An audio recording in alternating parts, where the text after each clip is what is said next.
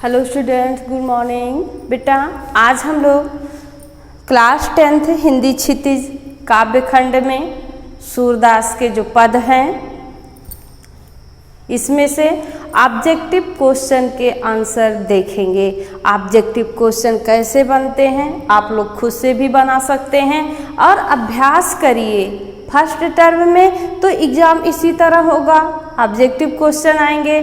और मान लीजिए यदि फिर से कोरोना बढ़ता है, स्कूल बंद होते हैं, तो आपकी एग्ज़ाम ऑनलाइन होगा और ऑनलाइन एग्ज़ाम में इसी MCQ टाइप के क्वेश्चन आएंगे, ऑब्जेक्टिव क्वेश्चन ही आएंगे और ऐसे ही आपको समझ के और टिक करना होगा।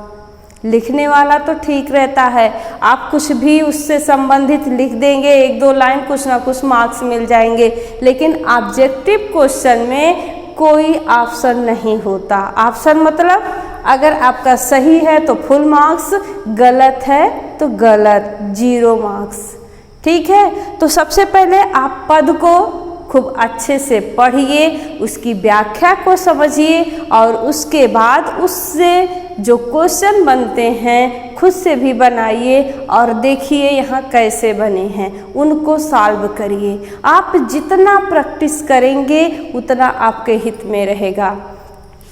तो पहला पद है ऊधो तुम हो अति बड़ भागी। एक्सप्लेन का वीडियो पढ़ चुका है, आप उसको देख सकते हैं और वहाँ से एक्सप्लेन समझ सकते हैं। आज क्वेश्चन देखिए, ऊधो तुम हो अति बड़ भागी। इस पंक्ति द्वारा गोपियाँ ऊधव को क्या कह रही हैं?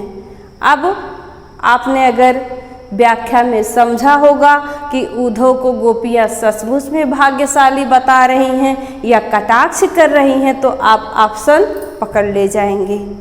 तो क्या कह रही हैं गोपियाँ?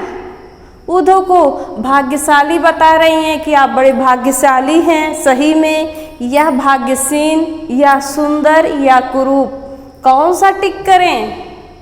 हाँ, कटाक्ष की है ना गोपियाँ, व्यंग की हैं कि आप बहुत भाग्यशाली हैं, भाग्यशाली नहीं भाग्यहीन हैं। तो कौन सा हो जाएगा? ये आपका ठीक सेकंड ऑप्शन आपका सही हो जाएगा। गोपियाँ कटाक्ष की थी, सही में भाग्यशाली नहीं भाग्यहीन बता रही थी। अगला है अपरस रहत स्नेह तगातें। अपरस रहत स्नेह तगातें। इस पंक्ति में अपरस, अपरस शब्द का क्या अर्थ है? रस से युक्त, रसीला, नीरस या अछूता या गन्ने का रस। अगर आपने व्याख्या में समझा होगा, जाना होगा गोपियाँ क्या कर रही हैं ऊधव को, अपरस रहत स्नेह तगातें नाहिन मन अनुरागी, है ना। अपरस क्या बताई थी? नीरस, अछूता। तो यहाँ कहाँ है? ये है आपका थर्ड वाले में। रस से युक्त ये गलत है, रंगीला ये गलत है, गन्ने का रस कोई मतलब नहीं है। ठीक, अगला है प्रस्तुत पद में किसके मन में अनुराग नहीं है? ये जो पद है इसमें गोपियों और ऊधव के बीच जो संवाद हो रहा है, वार्तालाप हो रहा है, इसमें पूछा है किसके मन में अनुराग यानी प्रेम नहीं है। तो ऑप्शन 4 ऑप्शन दिए गए हैं। कृष्ण के मन में प्रेम था कि नहीं? वो तो प्रेम के सागर थे, है ना। गलत। गोपियों के मन में ये सही है, टिक करें। ये भी रॉन्ग है ना। राधा के मन में, राधा भी एक गोपी ही थी और राधा के मन में भी वही प्रेम था, ये भी गलत है। तो यहाँ ऊधव मिले हैं, ये आपका फोर्थ ऑप्शन सही है। ऊधव के मन में किसी के प्रति कोई अनुराग यानी प्रेम नहीं था।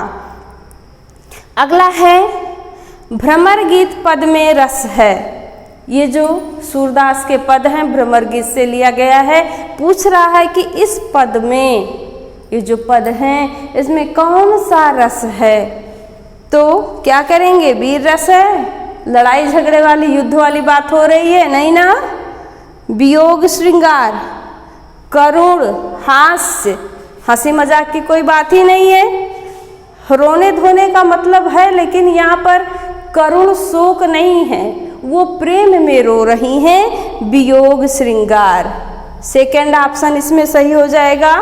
ठीक है, और वियोग श्रृंगार को ही विप्रलंभ श्रृंगार कहा जाता है। अगर वियोग श्रृंगार ना देकर विप्रलंभ श्रृंगार दे दे तो आप लोग चक्कर मत खाना। वियोग यानी विप्रलंभ। अगला है, तेल लगी मटकी को जल में डुबोकर निकालने पर मटकी, है ना, आया है। ज्यों जल माह तेल की गागर बूंदी न ताको लागी। तो यदि तेल, घड़े के नीचे तेल लगा दिया जाए और उसको जल में डुबोकर निकाल लिया जाए तो क्या सिचुएशन होती है, क्या कंडीशन होता है? क्या वो घड़ा, मटका या मटकी जल में डूब जाता है या खराब हो जाता है, फूट फाट जाता है, डिस्कलर हो जाता है, क्या कुछ असर नहीं होता, या उपर्युक्त सभी सही हैं? इनमें से कौन सा टिक होगा, कौन सा सही होगा? तेल लगे मटके में जल में डुबोने पर, तेल लगे मटके को यदि जल में डुबोकर निकाल लिया जाए तो उस पर, मटके पर जल का कोई असर नहीं होता। तो आपका ये वाला ऑप्शन सही हो जाएगा, कुछ असर नहीं होता, है ना। ये उद्धव के लिए सब उदाहरण पेश कर रही है ना। अगला है, दृष्टि न रूप परागी। दृष्टि न रूप परागी, इससे क्या तात्पर्य है? आँखों में अनुराग होना, आँखें खराब होना, आँखों में पानी आना, या आँखों में अनुराग ना होना। पहला है आँखों में अनुराग होना और लास्ट में है आँखों में अनुराग ना होना, यानी आँखों में प्रेम होना या ना होना। आँखें खराब होना, आँखों में पानी आना, ये तो दोनों वैसे ही रॉन्ग हो जाते हैं आपका, और इन्हीं दोनों में से डिसाइड करना है कि क्या आया है। प्रीति नदी में पाँव न बोरियो, दृष्टि न रूप परागी। गोपियाँ उलाहना देती है ना उद्धव को कि आपने तो प्रेम की नदी में पैर ही नहीं डुबोया है और ना ही आपकी आँखों में किसी के प्रति कोई अनुराग है। तो दृष्टि न रूप परागी से तात्पर्य है आँखों में अनुराग ना होना, आँखों में प्रेम का ना होना। ये आपका चौथा ऑप्शन सही हो जाएगा। अगला है पद। ये जो सूरदास के पद हैं इसमें भाषा है। अब किस भाषा में सूरदास जी ने इस पद की रचना की है? अवधी में, ब्रज भाषा है, या खड़ी भाषा हिंदी है, या संस्कृत है? क्या आपको बताया गया है? इसकी भाषा कौन सी है? ब्रज भाषा। ये सेकंड वाला ऑप्शन आपका सही है ना। अगला है प्रस्तुत पद में किसकी अभिव्यक्ति हुई है? अभिव्यक्ति यानी इसमें किस चीज की जानकारी हुई है, क्या चीज है? पहला ऑप्शन है उद्धव की जीवनी है। क्या भाई इसमें उद्धव का जीवन परिचय बताया गया है? नहीं ना। कृष्ण की जीवनी है इसमें कृष्ण का जीवन परिचय बताया गया है। किसके पुत्र थे, किससे प्रेम किए, कहाँ के राजा हुए, किसके पति बने, ऐसा कुछ नहीं ना।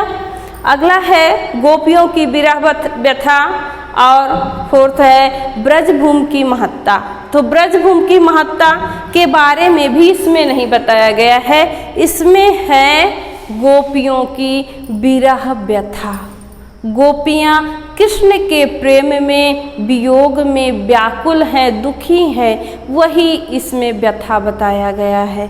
ठीक, तो इस तरह आपका ये थर्ड वाला ऑप्शन सही हो जाएगा।